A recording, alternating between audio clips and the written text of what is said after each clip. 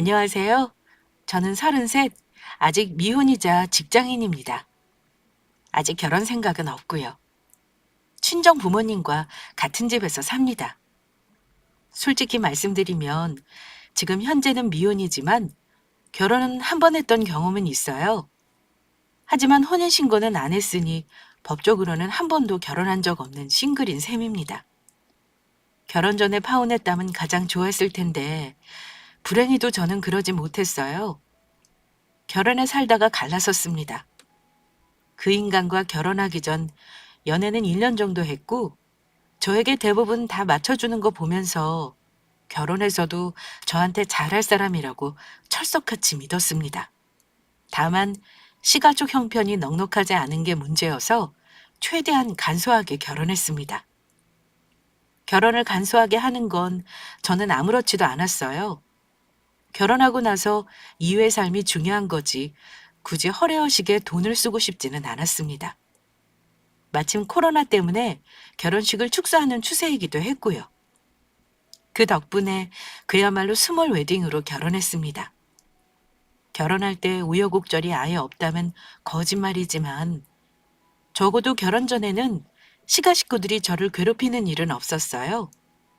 그런데 결혼하고 나서 제 예상과 너무나 다른 생활이 펼쳐지더라고요. 제가 왜 혼인신고도 하지 않고 초고속으로 갈라서게 되었는지 이유를 알게 되면 다들 놀라실 겁니다. 사실 남편과 저는 같은 직장에서 만났습니다. 같은 부서는 아니었는데 그 사람이 저를 보고 소개해달라고 같은 부서 직원을 졸랐다고 해요. 같은 회사 사람이라는 게 부담스러워 몇 번을 마다했는데 남편이 끈질기게 졸랐는지 우연을 가장한 식사 자리에서 몇 번 만나게 됐고 순전히 저보다는 남편 쪽이 저를 좋아해서 사귀고 결혼까지 하게 되었습니다. 결혼 전 남편과 교제할 때 여러 번 물어본 적이 있었습니다. 도대체 나를 몇 번 보고 뭐가 좋아서 그렇게 적극적으로 대시를 했는지가 궁금했거든요. 자기는 내가 어디가 마음에 들어서 결혼까지 결심한 거야? 솔직히 내가 나이가 어린 것도 아니고 미모가 빼어난 것도 아닌데 말이야. 자꾸 첫눈에 반했다는 말만 하니까 너무 웃겨서 그래. 첫눈에 반하는 게 왜? 나는 너 보자마자 결혼할 것 같은 느낌이 들었어. 내 눈에는 우리 회사에서 네가 제일 예쁜걸? 뭐야, 그런 게 어딨어. 꼭 거짓말 같다. 우리 사무실에도 나보다 예쁜 아가씨들이 수두룩 빽빽한걸? 그러니까 이걸 제 눈에 안경이라고 하는 거야. 첫눈에 반했다느니, 저를 만나게 해달라고 같은 부서 직원을 엄청 졸랐다느니 하도 말을 많이 하길래 저를 어지간히 좋아했는가 보다 생각했는데요. 사실 남편이 저한테 적극적으로 대시하기 전에도 몇 번 다른 남자가 저에게 들이댔던 일이 있긴 했습니다. 입사할 때 동기가 고백한 적도 있고 사소였던 선배가 만나보자고 얘기한 적도 있었지만 제가 철벽으로 대응했었어요. 그때만 해도 사내 연애는 너무 부담스럽고 싫었습니다. 그리고 또 한 가지 이유가 있었는데요. 당시 저에 대한 왜곡된 소문이 회사에 퍼져 있었어요.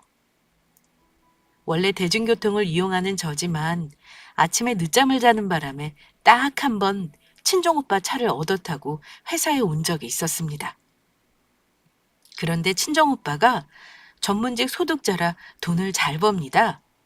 그때는 미혼이기도 해서 골프니 자동차니 이런 것들에 관심이 많았어서 차도 비싼 외제차를 끌고 다녔어요. 그런데 하필 회사 사람들이 제가 오빠 차를 타고 출근하는 걸 봤나 봐요. 그날 사무실 들어가자마자 누구 차를 타고 온 거냐, 오빠가 나이와 직업이 뭐냐, 집은 어디 사니냐 등등 호구조사에 시달렸습니다. 거짓으로 대답하기는 좀 그래서 대충 둘러대긴 했는데 나중에 그 말이 돌고 돌아 제가 엄청 부잣집 딸이고 부모님과 오빠가 전문직의 재력가라는 소문이 되어 저에게 돌아오더라고요. 그런데 아시겠지만 그런 소문은 본인인 내가 바로잡는 게 더 웃기는 일입니다. 그냥 가만히 있어서 이치게 만드는 게 가장 현명한 거죠. 직접 물어보는 사람들에게는 소문이 사실이 아니라고 해명했지만 제가 회사 로비에서 내 소문은 사실이 아니다 라고 외칠 수도 없는 노릇이라 그냥 가만히 있을 수밖에 없었습니다. 시간이 지나고 자연스레 직장 동료들 입에 오르내리는 일은 없어졌다고 생각했습니다. 하지만 소문이라는 건 절대 완전히 잊히지 않는다는 걸 몰랐네요. 저에 대한 그 소문이 인생에 미친 영향이 생각보다 컸으니까요. 그리고 솔직히 말씀드리면 회사에 퍼진 소문처럼은 아니지만 친정집이 못 사는 편은 아니에요. 아빠는 감정평가사시고 엄마는 중등교사로 퇴직하셨어요. 부자라고 하긴 뭐하지만 서울에 집 2채 있으시고 재테크도 잘하셔서 현금 자산도 10억 이상 있으신 걸로 알아요. 부모님 재산은 정확히는 모릅니다. 하지만 부모님이 저 어릴 때부터 경제관념 교육을 워낙 철저히 하신 덕에 진작에 제 단독 명의로 된 아파트도 있었고 주식까지 합치면 저 역시 모아놓은 돈은 대략 2억가량 있는 상태였습니다. 물론 남편과 사귀는 동안 친정 재산이나 가지고 있는 돈에 대해서 처음부터 말한 적은 없습니다. 예비 남편이 결혼 준비하면서 집 문제 때문에 하도 고민을 하길래 제 명의의 집에서 시작하는 걸로 하자고 미리 말했었고 양가 상견례 전까지 친정 부모님께도 사정을 설명드렸었고요. 친정 부모님은 지금 당장 형편이 그렇다 해도 미래 가치가 훨씬 중요하지 않겠냐며 흔쾌히 제 뜻을 허락해 주셨던 겁니다. 물론 그때 남편은 저희 친정 부모님과 친정 오빠에게까지 간이라도 빼줄 것처럼 정말 잘했습니다. 결혼을 간소하게 했지만 살림은 빵빵하게 마련하고 싶은 욕심은 있었어요. 여자라면 처음 마련하는 살림 욕심내는 건 당연한 거라고 생각해요. 그런데 남편은 처음부터 좋은 걸로 하는 게 큰 의미가 있냐면서 무조건 싼 물건만 고집했습니다. 결혼 전까지 크게 의견 차이는 없었는데 그때는 조금 서운하다는 생각이 들어서 다투기는 했어요. 그래도 처음 마련할 때 좋은 거 하면 10년 넘게 쓸 수 있는 거잖아. 싼 게 비지떡이라는 말이 괜히 있는 거 아니야. 시집간 친구들도 그러더라. 살면서 막상 비싼 거 사는 게 쉽지 않대. 아예 처음에 장만할 때 꼭 하고 싶은 것으로 하래. 안 그럼 볼 때마다 마음에 들었던 물건 생각나서 짜증난대. 우리 이사도 안 다닐 거잖아. 처음 살 때 내 맘에 드는 거 사면 안 돼? 그런 말이 어딨어. 네 맘에 드는 걸로 하면 예산이 2배나 초과야. 살림살이를 2천만 원이나 넘게 주고 마련하는 게 정상은 아니잖아. 어차피 우리 애 낳으면 고장나서 오래도 쓰지 못할걸? 결혼해서 열심히 돈 모으고 나중에 진짜 좋은 걸로 사자. 우리 엄마도 그러시더라. 애 키우면서 좋은 물건 쓰는 거 아니라고. 솔직히 목구멍에서는 내가 집을 해가는데 2천만 원 쓰는 게 아깝다는 건가? 하는 말이 올라왔지만 일단 참았습니다. 다른 거 다 간소하게 하고 결혼 비용도 많이 아끼잖아. 그걸로 사고 싶은 거 사는 게 현명한 거 아니야? 친정엄마는 싸구려로 살림 채우지 말라고 하셨어. 두고 볼수록 짜증나는 일이래. 난 그러기 싫어. 이번만큼은 내 말 들어줘. 다른 건 내가 자기 하자는 대로 해줬잖아. 그랬더니 그 사람의 얼굴이 울그락불그락 하더니만 결국은 이러더라고요. 일단 예산이 초과되긴 한데 네가 정 그렇다면 어쩌겠어. 너 하고 싶은 대로 하자. 정말? 고마워. 대신 내가 안목이 좀 있는 편이니까 나만 믿어. 자기 마음에도 꼭 드는 것으로 고를게. 결국 제 의견을 들어줘서 예비 남편이 혼수장만은 했는데요. 그때까지도 저는 예비 남편이 도대체 결혼 비용을 얼마나 가지고 있었는지 정확히 몰랐습니다. 나중에 안 건데 그때 살림 장만하고 결혼 준비하면서 든 비용을 그 인간은 저 몰래 대출을 받아서 충당했더라고요. 예비 남편은 그런 거 저한테 일절 말도 안 했습니다. 심지어 결혼 직전에는 이런 요구를 했습니다. 이제 우리 결혼하면 부부 공동재산이잖아. 자기가 그럴 리는 없겠지만 혹시 나 몰래 대출 있거나 하진 않지? 우리 서로 재산에 대해서 100% 오픈하는 게 어때? 결혼해서 배우자 몰래 빚이나 재산 숨기는 건 진짜 아닌 것 같아. 자기는 어떻게 생각해? 예비 남편 말을 곰곰이 생각해 봤는데요. 그것도 일리는 있었습니다. 그래? 근데 미리 말해두는데 결혼했다고 해서 결혼 전 재산까지 공동으로 할 생각은 없어? 결혼한 이후에 모은 건 당연히 공동재산으로 하는 게 맞겠지만 말이야. 그럼. 내가 그런 것까지 욕심내지는 않아. 나부터 말할까? 아니면 당신부터 얘기할래? 그날 예비 남편과 각자 가진 재산을 오픈했는데요. 결론부터 말씀드리면 솔직한 사람은 저뿐이었고 그 인간은 저에게 끝까지 거짓말을 늘어놓았습니다. 저는 솔직하게 저의 재정 상황을 전부 오픈했음에도 예비 남편은 그러지 않았어요. 물론 그때는 몰랐죠. 저한테 통장 계좌를 보여준 건 없었으니 그 사람이 하는 말을 그대로 믿었습니다. 그때가 결혼 일주일 전이었습니다. 만약 예비 남편이 거짓말을 하지 않고 본인 재정 상태를 다 오픈했다면 글쎄요. 아마 파혼으로 끝났을 수도 있었을 것 같습니다. 저에게 거짓말을 했던 그 인간 때문에 파혼의 기회를 날린 게 두고두고 괘씸하긴 합니다. 아무 문제 없을 것 같았던 결혼 생활은 신혼여행에서 돌아온 직후부터 문제가 생기기 시작했습니다. 결혼 전까지 이런 시어머니 없다 할 정도로 잘해주시고 착한 줄 알았던 시어머니였는데 뭔가 달라지시더라고요. 원래 아들아들 하는 건 결혼 전에도 알고는 있었습니다. 그렇다고 저를 무시하거나 막대하는 분은 아니셨는데 자기 식구 됐다고 생각했는지 저를 함부로 대한다는 걸 느낄 수 있었습니다.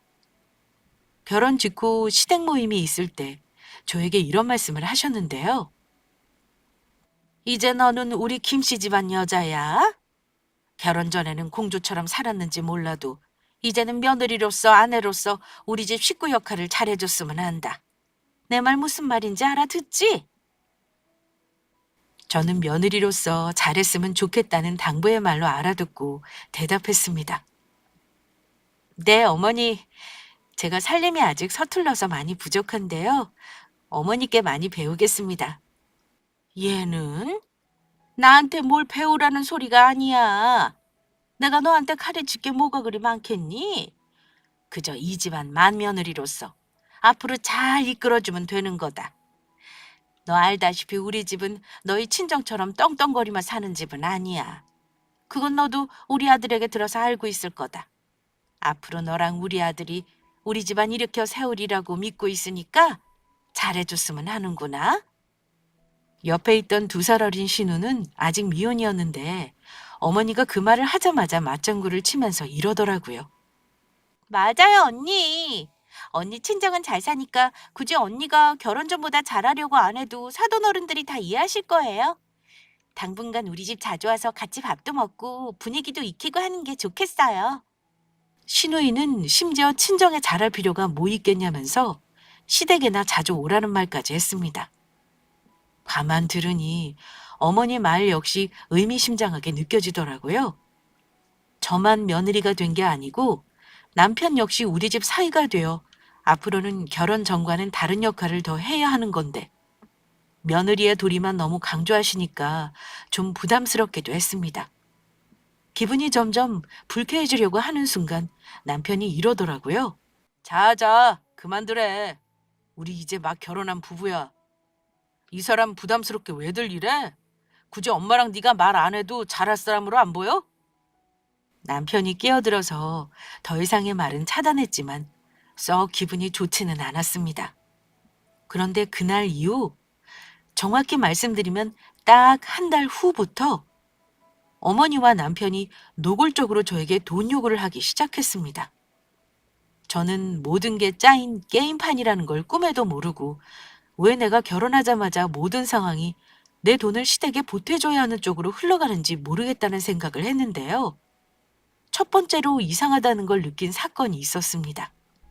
하루는 퇴근한 남편이 얘기 좀 하자며 저에게 먼저 이런 말을 꺼내더라고요. 여보, 은주가 네일숍 오픈 준비하는 거 알지?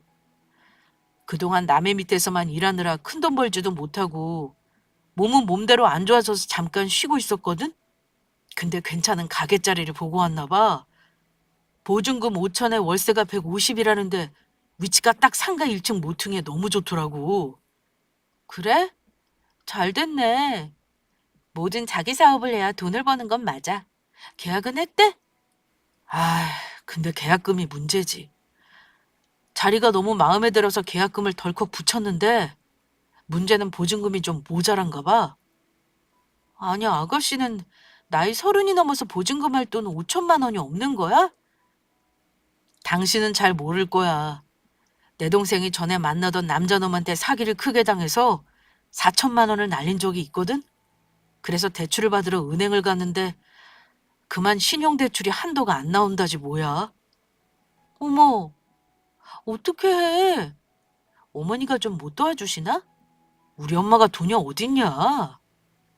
여보, 그래서 말인데 당신이 이번에 3천만 원 정도만 도와줄 수 있을까? 물론 그 돈은 보증금으로 들어가는 거니까 어디 도망가는 돈 아니잖아. 대신 3천만 원에 대한 이자는 당신한테 매달 주라고 할게. 남편은 기다렸다는 듯 저에게 돈을 해달라는 부탁을 하더라고요.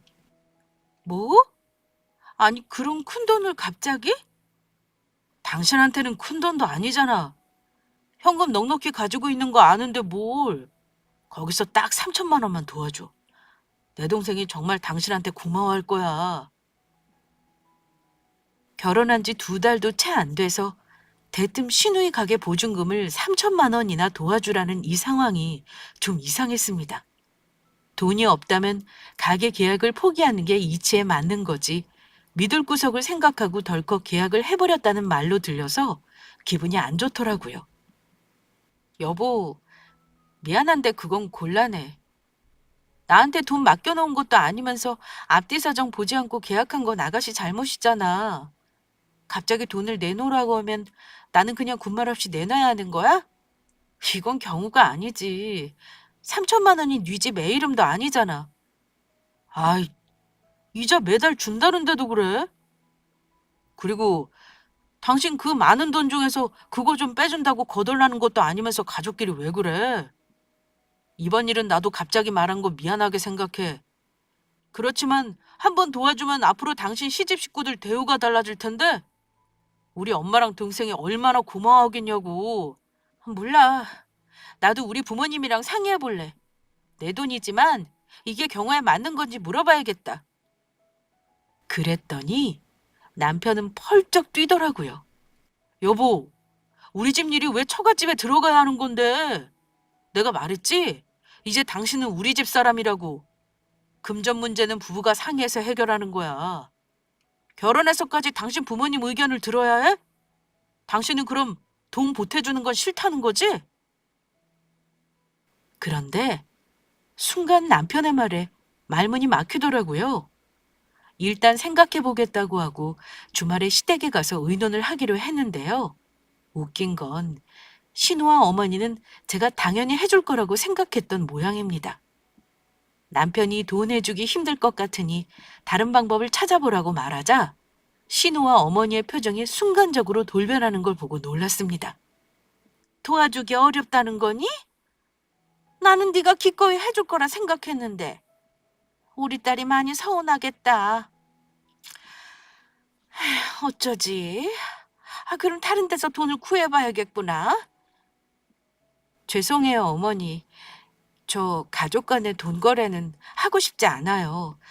금방 돌려받는 것도 아니고 한참 묶여있는 돈일 텐데 이자 받는 것도 사실 불편하고요. 그런데 신우이는 토라진 듯 화난 얼굴로 저를 한번 째려보더니 방으로 쏙 들어가 버리더라고요. 남편이 바로 따라 들어가 달래는 듯 했는데 저 역시 가시방석이었습니다. 남편이 뭐라 하는 말이 잘 들리지는 않더라고요. 그런데 아가씨가 순간 소리를 빽 지르는 걸 제가 듣고 말았습니다. 누가 지 돈 공짜로 달래?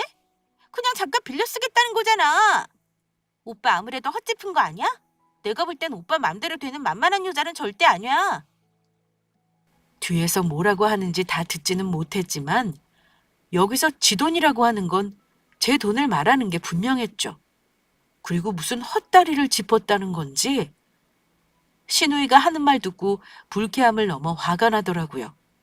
그렇다고 제가 토라져서 와버릴 수는 없는 노릇이니 돈 해달라는 것만 예의 바르게 거절하고 집으로 와서 남편과 다퉜던 기억이 납니다. 그날은 제가 남편에게 사과는 받았어요. 그리고 다시는 제 돈을 사전에 의논도 하지 않고 급하다는 핑계로 요구하는 일이 없게 해달라고 부탁했습니다.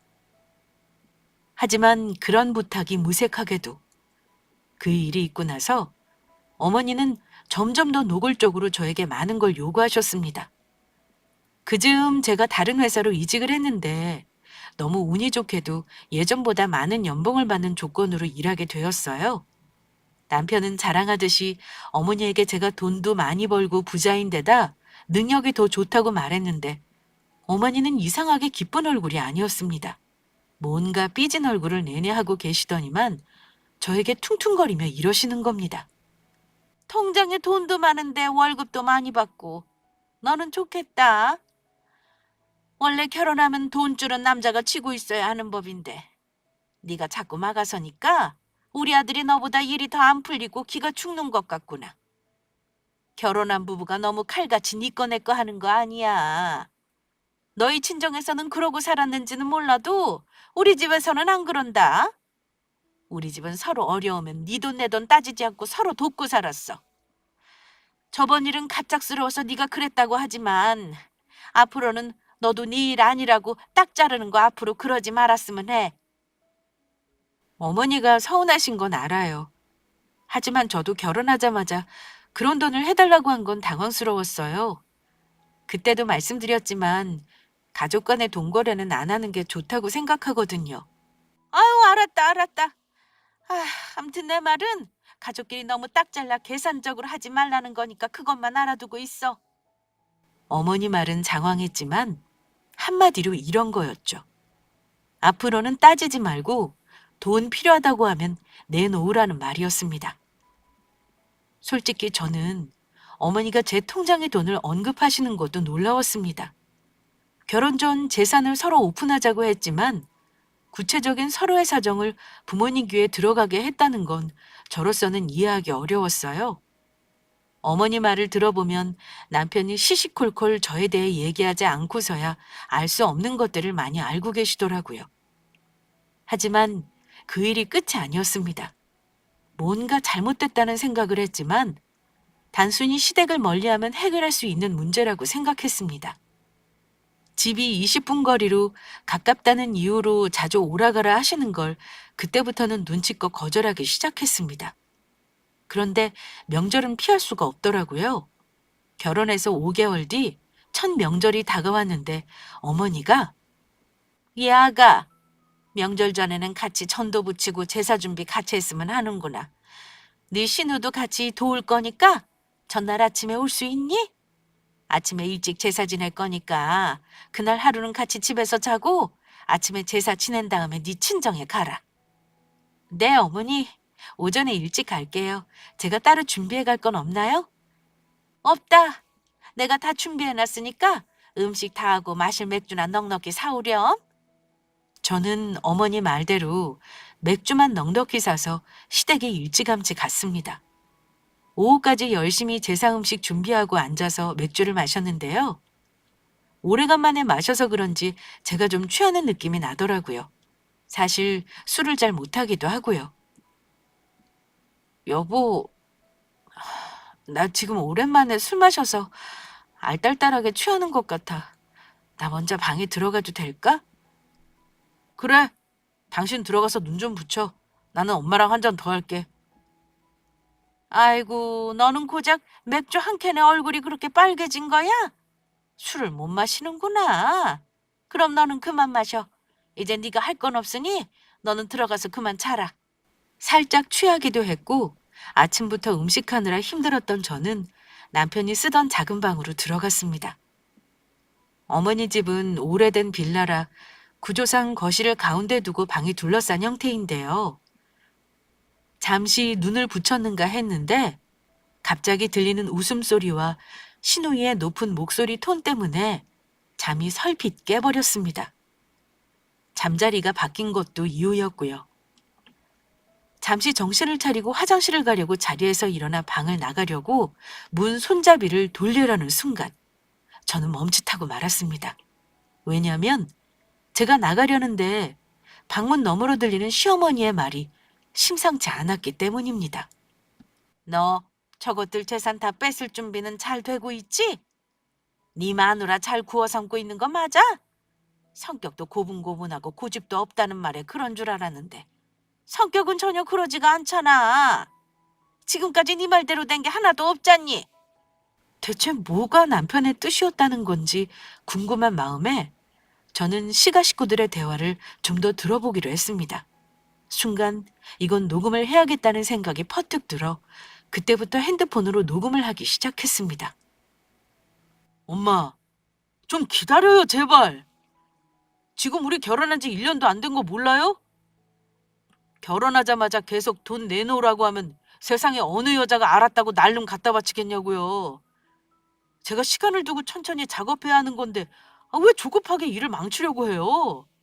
내가 쟤랑 어떻게든 엮어보려고 결혼 전부터 얼마나 공을 들였는데 대출까지 해가면서 원하는 살림살이 다 마련하느라 진짜 피똥 싸는 줄 알았다고요. 그리고 지난번에 은주 보증금 해달라고 그런 건 아무리 생각해도 엄마가 성급했어요. 그 뒤로 집사람이 우리 집에 가는 거 계속 피한 거 모르세요? 그건 네가 어떻게든 돈을 빼내겠다고 해서 그 말만 믿고 그런 거 아니냐. 어쨌든 네 처가 재산 일부는 어차피 나중에 네 마누라 거 되는 건 맞는 거잖니. 기다리기만 하면 되는데 그것도 10년이 걸릴지 20년 걸릴지 모르는 일 아니냐? 그 사이에 우리가 턱 보려면 야금야금 빼내야 하는데 저것이 생각보다 만만치가 않아. 오빠, 나한테 좋은 생각 하나 있는데 들어봐. 이 집 말이야. 너무 오래 살기도 했고 오래돼서 엄마가 살기 불편하다고 이사 가야 할 것 같다고 세연이한테 말해봐. 근데 매매대금 빌라 팔아도 모자라니까 돈 보태달라고 하는 게 어때? 나중에 공동명의로 해주겠다고 말이야. 그럼 적어도 돈 뜯긴다는 생각은 안 할 거 아니야. 물론 나중에 공동명의 해도 언니 인간만 있으면 단독명의로 돌리는 거 식은 죽 먹기야. 어때? 내 생각이? 이런 식으로 조금씩 언니 돈 빼내고 우리도 덕 좀 부자. 오, 좋아. 그럼 엄마 이번 기회에 진짜 이사 가는 게 좋겠네요. 내가 당장 빌라 부동산 내놓고 아파트 알아볼게요. 그래. 나는 말만 들어도 좋다. 집이 빨리 안 팔릴 텐데 어쩐다니? 그건 걱정 마세요. 집 안 팔려도 좋은 집 나오면 따지지 말고 계약부터 해야지. 내가 마누라 살살 구슬려서 돈 달라고 해볼 테니 걱정 말아요. 저는 시가 식구들의 대화를 녹음하면서도 손이 덜덜 떨려왔습니다. 마치 저 혼자 내 편이 아무도 없는 적진에 들어가 있는 느낌이었어요. 저 집 식구들 얼굴 보는 게 소름 끼쳤습니다. 추측해보면 남편 놈은 결혼 전부터 저에게 고의로 접근을 했던 것 같았습니다. 아마도 회사에 떠돌던 제가 부잣집 딸이라는 소문도 그 인간이 저에게 접근하게 만든 이유가 되었던 것 같습니다. 그제야 이해가 가더라고요. 결혼하자마자 저에게 신의 보증금이며 이런저런 돈 요구를 한 것들이 그냥 사소한 일이 아니었던 거죠. 그 집 식구들은 전부 한 통속으로 저의 재산만 빼갈 생각을 하고 있었던 겁니다. 저는 모든 대화를 녹음한 후 그대로 자리에 누웠고 1시간쯤 후 남편이 제가 자는 줄 알고 옆에 눕더군요. 이내 코를 골며 잠이 들었지만 저는 밤새 한숨도 자지 못했습니다. 다음 날 저는 어머니가 시키는 대로 제사를 지내고 뒷정리를 한 후 친정으로 왔습니다. 차마 부모님께는 말이 안 나오더라고요. 내가 뭘 어떻게 할 수 있을까 방법을 찾으려고 했지만 어찌해야 할지 뾰족한 수가 떠오르지 않았습니다. 그런데 문득 눈에는 눈, 이에는 이라는 말이 떠오르더군요. 남편과 시가 식구들의 추악한 속내를 알았으니 바로 결혼 생활 정리할 수 있는 거지만 이대로 저만 당하고 있는 건 너무 억울했습니다.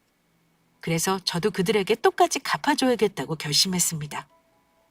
저는 남편에게 별다른 티를 내지 않고 생활했습니다. 시댁에 가자고 하면 군말 없이 갔어요.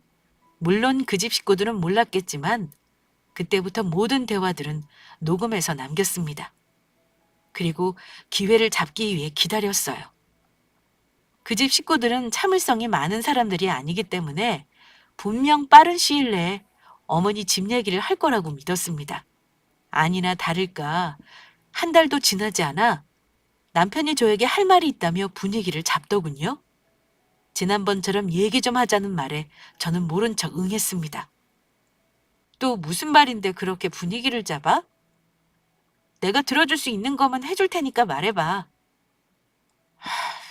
너한테는 진짜 미안한 말인데 이번에는 꼭 좀 네 도움이 필요해서 그래. 엄마 집 문제거든. 너도 봤지만 엄마 사는 집 노인 살기는 너무 환경이 안 좋아. 배관도 너무 오래됐고 무엇보다 엘리베이터가 없으니 엄마가 너무 힘드시대. 그래서 이번 기회에 집을 팔고 이사 가게 해드리고 싶어. 음, 그렇긴 하지. 어머니가 나이 더 들면 오르내리기 힘드실 것 같긴 해. 사실은 엄마가 봐둔 집이 있으시대. 집값이 조금 비싸긴 해도 나중에 떨어지진 않을 테니까 그 집을 사놓고 싶거든. 근데 돈이 없다 이거지? 빌라가 내놓는다고 빨리 팔리는 것도 아닐 테니 말이야? 맞아. 당신 역시 눈치가 빨라서 내 말을 잘 알아듣네. 이번에 도와주면 아파트 명의 당신이랑 어머니 공동 명의로 해줄게. 그럼 당신이 손해보는 거 없잖아. 그래? 나쁘지는 않네. 내 명의로 한다니까 마음도 놓이고. 얼마 정도 도와주면 되는 거야? 그게 좀 많아. 아파트가 4억 정도 하더라고. 당신이 2억 정도만 보태줄 수 있어? 어쩜. 제가 가지고 있는 현금 자산을 딱 맞춰서 말하는지 기가 막혔지만 모른 척하고 저는 진행하라고 했습니다. 좋아. 대신 지금 말한 공동명의로 해주겠다는 약속 지켜. 근데 빌라가 팔리고 나서 잔금 날짜 맞춰 계약하는 게 낫지 않아? 덜컥 계약했다가 나중에 계약금 못 돌려받으면 어쩌려고 그래?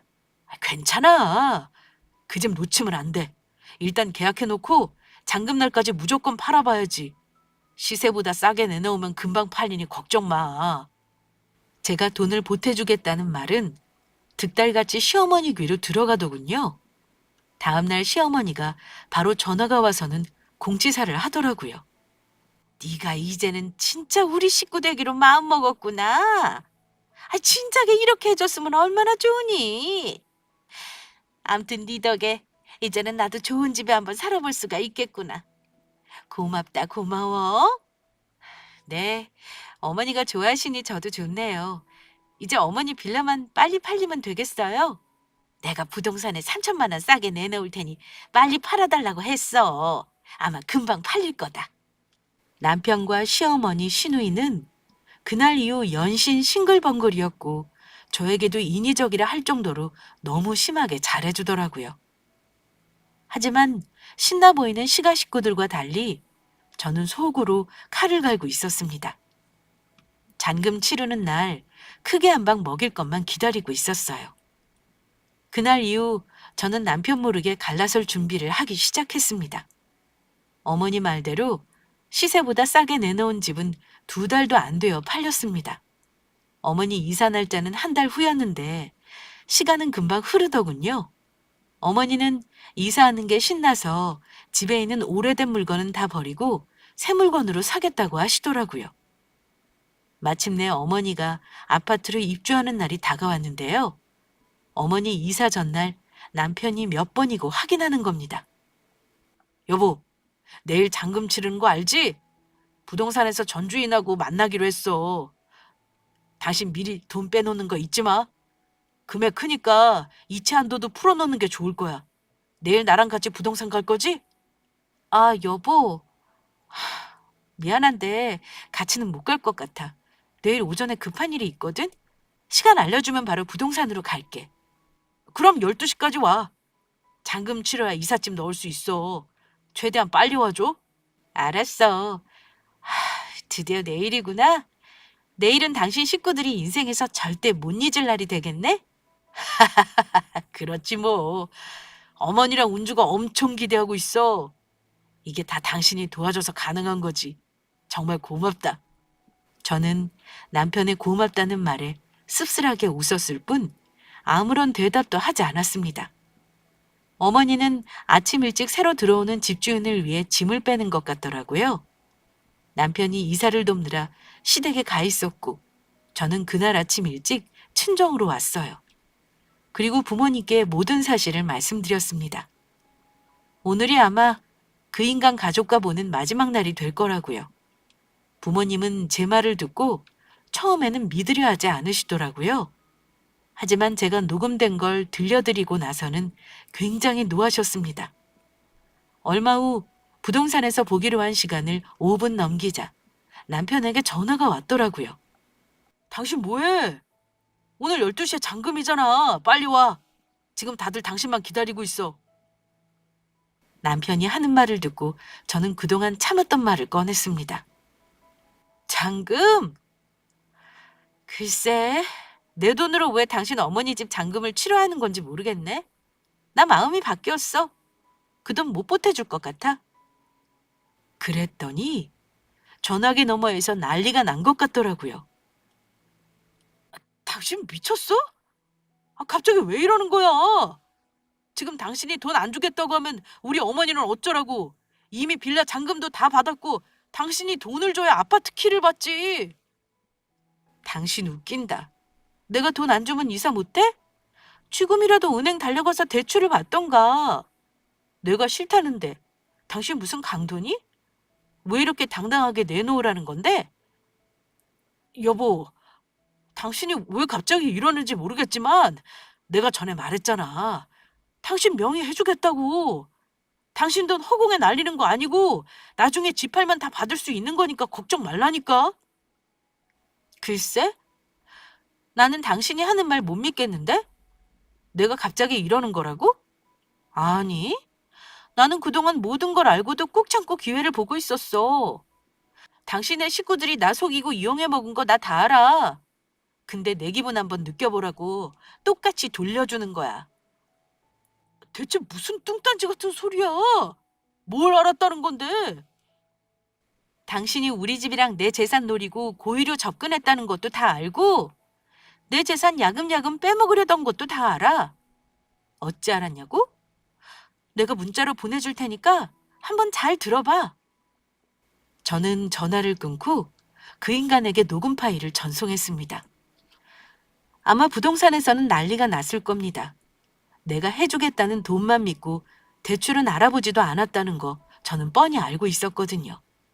빌라는 이미 집을 뺀 상황인데 잔금을 못 치려면 아파트는 들어가지 못할 테니까요. 물론 잔금 날짜를 조정하긴 했겠지만 다들 패닉이 왔을 겁니다. 그날 저녁 남편 놈은 제가 집에 없는 걸 알고 친정으로 달려왔더라고요. 그 자리에서 저희 아빠는 들어오는 그 인간에게 손에 잡히는 화분을 집어 던졌습니다. 옷에 흙이 묻은 채 서 있던 남편 놈은 일단 무릎부터 꿇었지만 엄마와 아빠는 냉담하셨어요. 자네가 우리 집에 무슨 짓을 한 줄 알아? 자네 말 들을 것도 없어. 당장 우리 딸 집에서 짐 싸서 나가. 딱 사흘 주겠네. 그 안에 안 나가면 강제로 쫓겨날 줄 알아. 장인어른, 오늘 어머니 이삿날이었는데 잔금 못 치르는 바람에 짐은 전부 창고에 보관하고 갈 곳이 없으세요. 잔금은 제가 어떻게든 대출 받을 겁니다. 제발 그때까지만 어머니가 저희 집에 계시면 안 될까요? 자네는 도대체 천지분간이 안 가는 건가? 우리 딸한테 미안하다는 말부터 해야 하는 거 아니냔 말이야. 이런 상황에서 우리 딸 집에 어머니랑 같이 있겠다는 말이 나와? 그 말 듣는데 뻔뻔한 것도 정도껏이어야지. 너무 기가 막히더라고요. 아빠 역시 어이가 없으신지 뒷목만 잡고 계셨습니다. 그건 당신 사정이야. 내 집에 당신네 식구들 있는 거 싫으니까 절대 올 생각하지 마. 딱 사흘이야. 그 안에 나가. 당신이랑 나 아직 법적 부부 아닌 거 알지? 혼인신고도 안 했는데 남남이지. 내 집에서 안 나가면 주거 침입으로 경찰 부를 거야. 알겠어? 천만다행으로 우리 부부는 혼인신고를 안 한 상태였습니다. 물론 시어머니는 모르셨겠지만요. 남편은 친정집에서 울상으로 쫓겨났습니다. 그리고 정확히 사흘 후 집에 갔더니 주제 파악은 했는지 본인이 결혼할 때 산 물건은 싹 뺐더라고요. 저는 제 물건이 없어진 게 혹시 있을까봐 꼼꼼하게 집을 살폈습니다. 다행히 훔쳐간 건 없더군요. 저에게 시커먼 속내를 들킨 후 남편은 꽁무니를 빼고 도망치듯 내뺐고 신기하게도 시모와 신우에게서는 일절 연락이 없었습니다. 누가 불리한 상황인지 본인들이 더 잘 알고 있었을 테니까요. 친정 부모님은 그나마 혼인신고를 안 했으니 다행이라며 잘 정리하라 하셨지만 그 인간을 내쫓는 것만으로도 성에 차지 않았습니다.